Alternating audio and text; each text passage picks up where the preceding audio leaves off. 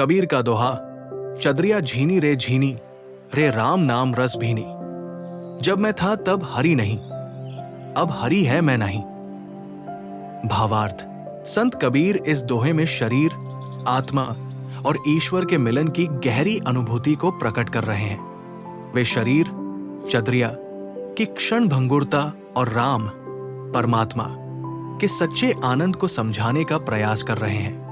वे कहते हैं कि जब तक मैं, अहंकार था, तब तक ईश्वर का साक्षात्कार नहीं हुआ, लेकिन जब मैं समाप्त हो गया तब केवल हरि, परमात्मा ही शेष रह गए। चदरिया झीनी रे झीनी, रे राम नाम रस भीनी।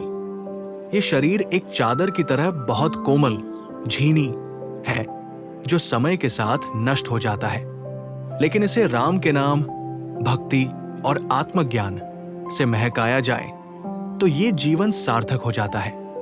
जब मैं था तब हरि नहीं, अब हरि है मैं नहीं।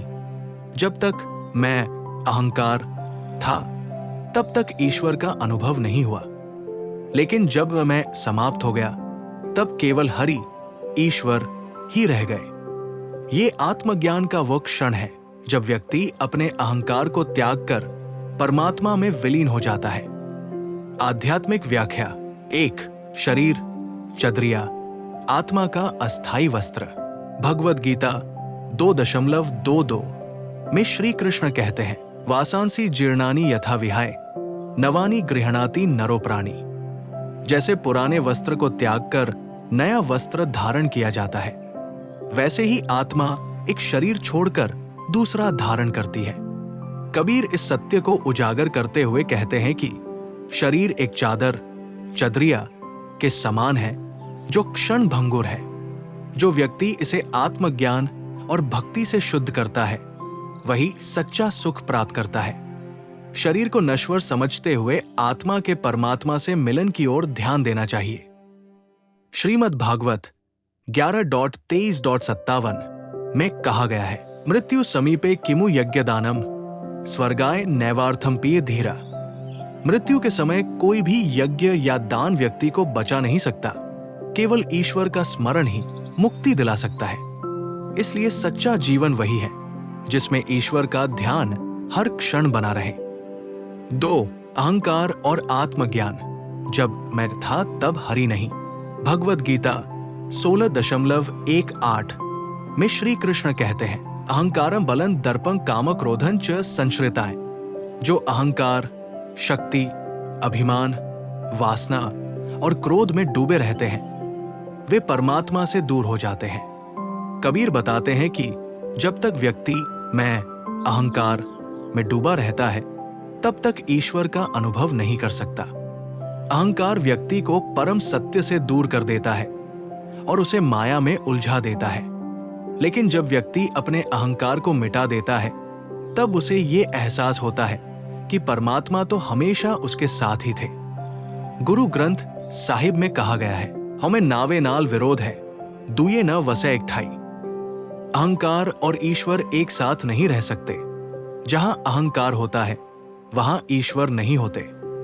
इसलिए ईश्वर को पाने के लिए मैं को मिटाना आवश्यक है। 3. आत्मज्ञान का प्रकाश, अंधकार का नाश। कठोपनिषद 2 मार्च 2010 में कहा गया है, तमसो मां ज्योतिर्गमय। हे प्रभु, मुझे अंधकार, अज्ञान से प्रकाश, ज्ञान की ओर ले चलो। कबीर के अनुसार जब तक व्यक्ति अज्ञान और मोह में डूबा रहता है, तब तक उसे सत्य का ज्ञान नहीं होता। लेकिन जैसे ही आत्मज्ञान का प्रकाश आता है, वैसे ही ये अज्ञान रूपी अंधकार समाप्त हो जाता है। जो व्यक्ति अपने जीवन को राम, ईश्वर के नाम से महका देता है, वही सच्चा आनंद प्राप्त करता है। भगवद गीता 10.20 में श्री कृष्ण कहते हैं, अहा आत्मा गुणाकेश सर्वभूताश्च स्थिता। मैं प्रत्येक प्राणी के हृदय में स्थित आत्मा हूं। इसलिए असली यात्रा बाहर की नहीं, बल्कि भीतर की होनी चाहिए। सांसारिक जीवन में इस दोहे का महत्व, शरीर अस्थाई है लेकिन आत्मा अमर है। इसलिए आत्मा के उत्थान पर ध्यान देना चाहिए। अहंकार छोड़कर सच्ची भक्ति और आत्मज्ञान की ओर बढ़ना चाहिए। जब तक मैं रहेगा तब तक ईश्वर का अनुभव नहीं होगा।